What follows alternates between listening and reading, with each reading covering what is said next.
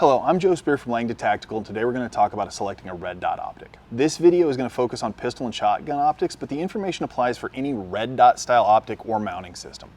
The first choice you're going to want to make is the color. Two main options are red or green, and it comes down to a personal preference. It is important to note that for people with an astigmatism, a green reticle might be easier to see and use.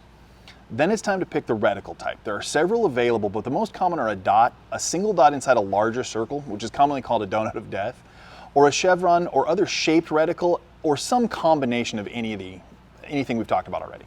Typically on pistols, one of the dot styles is preferred. Dot size is the next consideration.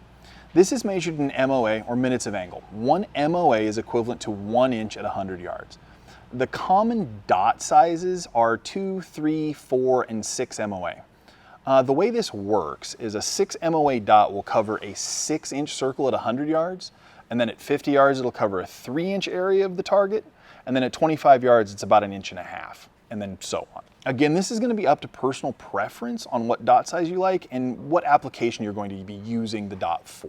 Now we need to talk a little bit about the footprint. The footprint is the visible on the bottom of the optic, and it's how the optic attaches to the gun. This is the common language of manufacturers who make the optics.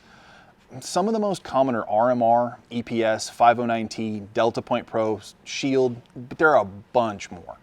Footprints fit specific optics, and not every optic is available in every footprint. Some guns require a mounting plate, some guns can be directly mounted to the slide.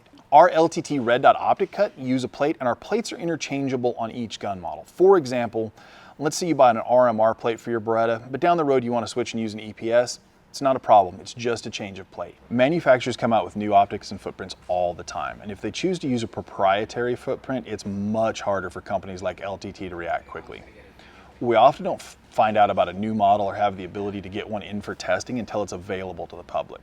Knowing the process of needing to test, fit, or develop a new plate or mounting solution is the key to understanding why companies may not have the speed to respond to a brand new product. Hopefully this helps understand a little more about red dot optic selection, and as always, check the links below or check out our FAQ page to learn more.